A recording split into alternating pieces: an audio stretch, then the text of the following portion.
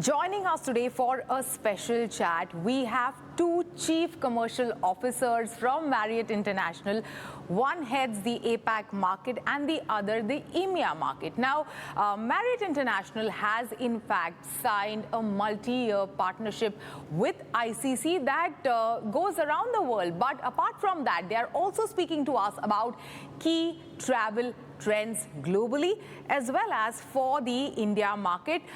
John Toomey and Andrew Watson are joining us in this special chat. John, let's begin this conversation with you. We'll speak about the partnership with ICC.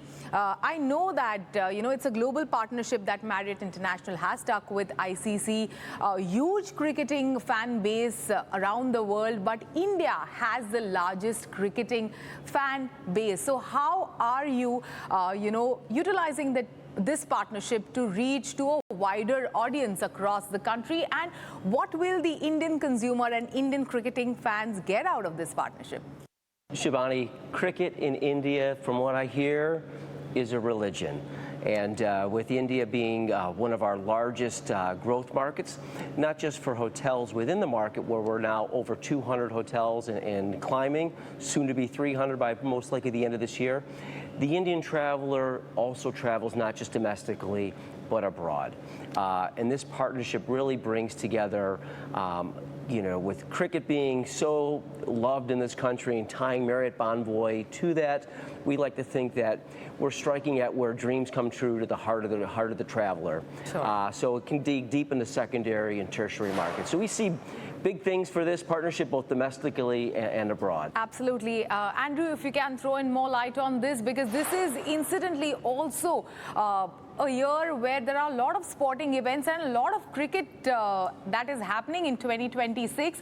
I'm sure a lot of fans from your market, from EMEA region, are going to travel to India. So how can they benefit from, Marriott Bonvoy partnering with ICC? 100%. So, as John said, the sport is so popular here.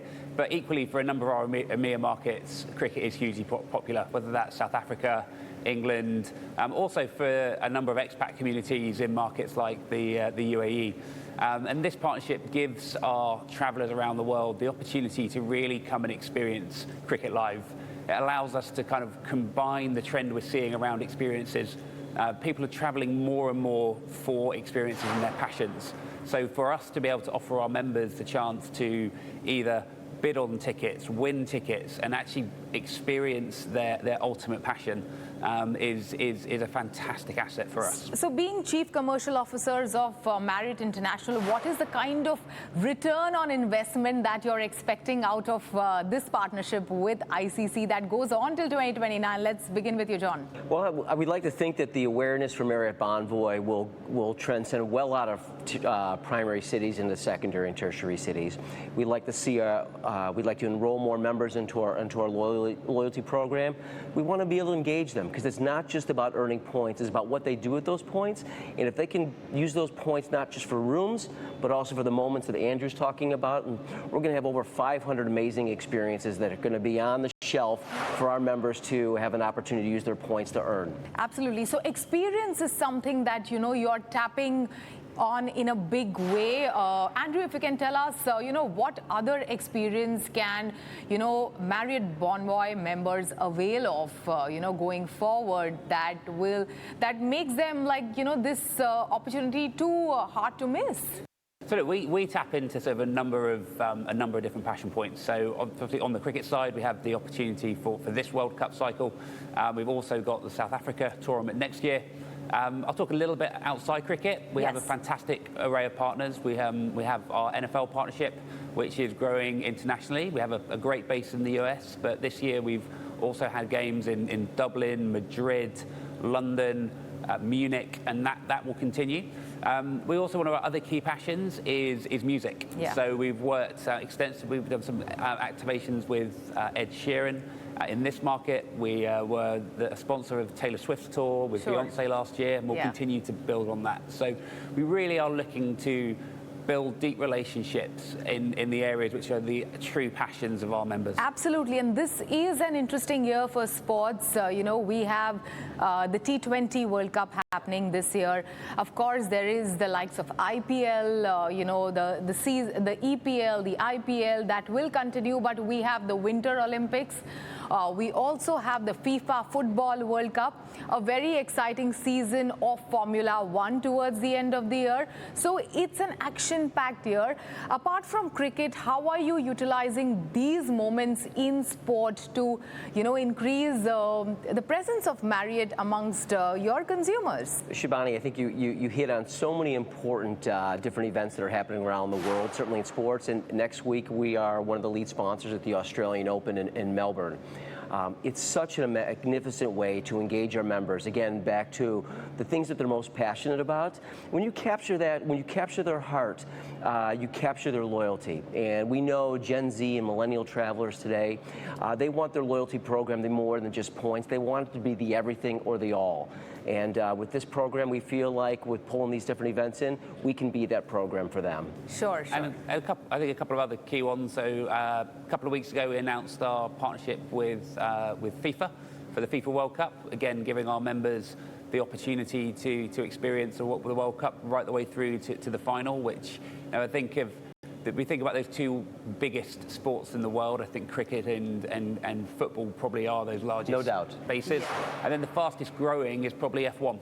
And I think, as you know, we're a partner of the Mercedes Petronas F1 team. Wonderful. Giving our members, again, the opportunity to experience F1 races, visit the garage, spend time with the team. So again, just finding those opportunities to link people to their passions. Absolutely. And Shivani, I was going to add to your point, the United States with cricket coming to the Olympics in 2028, what a great way to penetrate the United States with an amazing sport like this. Absolutely. You're going to be striking an audience that may not follow the NFL or follow American baseball or basketball. And so we're going to try and capture a new audience, even in a market where we're so well known. Absolutely. And we saw the kind of excitement that, because the last T20 World Cup happened in that region. Yes. We saw the kind of excitement and, the Indian diaspora attending matches, different matches for the US team as well as, the India and many of the regional South Asian teams on their homeland. But having said that, since you both are the chief commercial officers of two different but very unique markets, how often do you talk to each other, and what are some of the insights that you draw from each other? Shivani, we were in Las Vegas together last week for our kickoff meeting. We talk many times a month, and we meet 3-4 times a year in person. We know that we cannot exist on our own. Our hotels in India can't be successful just by the Indian travel alone. We need travel from all the other markets. So our working hand in hand with one another is the key to our success. Yeah. So on that note, what is the most striking insight that you have acquired about EMEA that can be applied in some of the markets in this region? Their travelers are equally as passionate. I mean, the travelers come from the United Kingdom. They are majorly passionate about cricket, and we know that when someone is that passionate about a sport, they will travel, and they will travel for the big matches. So I'm hoping to reel in some of his travelers from such an important source market. So what are some of the insights that you've acquired from APAC, which has such a great culture of hospitality that you've applied in some of your markets for Marriott International? So I think one of the things that I really take out from this market in particular, but APAC overall, is the speed and the growth. Like, things are so fast moving here. Now, the whole industry is fast moving. I think culture and business is fast moving overall, but this part of the world sees opportunities and embraces them at a pace which probably isn't the way that we typically would in sort of Europe in particular. So Sure. I think that notion of moving quickly, seizing opportunity rather than thinking about it too much is something I take out a lot. It may have something to do with 60% of the population sits in this part of the world, which is a staggering number. Right. And the Gen Z and millennials make up a big portion of it. So I'm wondering if that's probably a reason why. Andrew, I'm really surprised at one point that you made is the pace of, the hotel opening in India. In fact, I spoke to one of the rival hotel chairmen and he said that, it takes a lot of years to open a hotel in India, and I'm an old man. I'm not going to see like so many hotel openings. So is that true? And, how is it changing over the past, like few months? Shivani, it is. I was here for the first opening of our first 6 hotels. It took us 7 years. This past year, we opened close to 100 hotels in a single year. Wonderful. So you can see this pace that where we're going. Sure. It's growing exponentially. And we'll probably, as I said, we're at a little over 200 now. We're going to be marching towards 300, 275 to 300 by the end of this coming year. Sure. So it's fast. It's happening. John, you have hotel properties across like a broad spectrum, Sure. from the most luxurious properties to premium, to mid-premium, to even the budget properties that Sure. Marriott International operates in the India market. So tell us, how are Indians traveling today, and what are some of the key insights, that Marriott International has for India market? Great question. We feel like there was probably a missed opportunity, a white space per se, at least in the Marriott world, with regards to the upper mid-scale product. We just launched the brand globally here in India called Series. We partnered with Fern Group or Concept Hospitality to make that happen. We went from having hotels in 40 cities in this country to 80 overnight. And so travelers want to have an entry-level brand they want to come into, a Gen Z, a millennial traveler, a price point that's affordable, and then they can work their way up into some of the other tiers you were speaking about. But they also want Marriott Bonvoy hotels wherever they travel to. And so to have a hotel in a secondary, tertiary city is so important to completing our program. Sure, sure. And also Indians are traveling a lot domestically, a trend that is something that we've seen over the past only couple of years. So how are you tapping into, this traveler base, and what is the travel for? Is it for leisure? It's for pleasure, the new term that I've learned of late. What is it for? I mean, the purpose of travel does change often. So, 25 years ago, 20% of the travel was domestic. Today, it's probably 90% of our hotels are filled by domestic travelers. They follow their heart. That they're winning their heart is usually through their taste, and so great food and beverage. Great destinations, resort, cultural, religious destinations have really popped in this part of the world. And so the travel purpose changes a lot, but leisure travel is exploding. Leisure travel is exploding. But Andrew, if you can also tell us, how is Indian traveler traveling to some of your markets? Yes, traditionally, Indians were very excited to travel to Europe. Yashraj got that into us to travel to Switzerland and many of the European markets.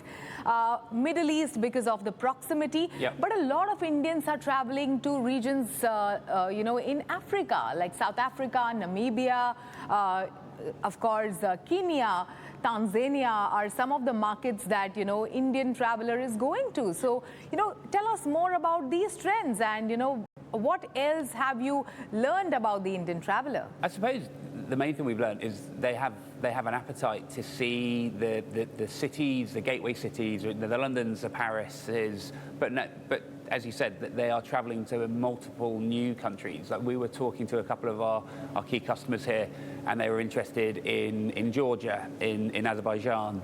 So again, new destinations. The Nordics were one which surprised me, that the Nordics is a destination. It's moving into that notion of discovery versus kind of ticking off the icons. I think everyone wants to go to the iconic destinations, but I think we're seeing particularly, this is a global trend, but particularly strong from this market, this notion of discovery and finding something new. Thank you so much, gentlemen. Thanks for joining us today. Thank you, Shalini. Thank you.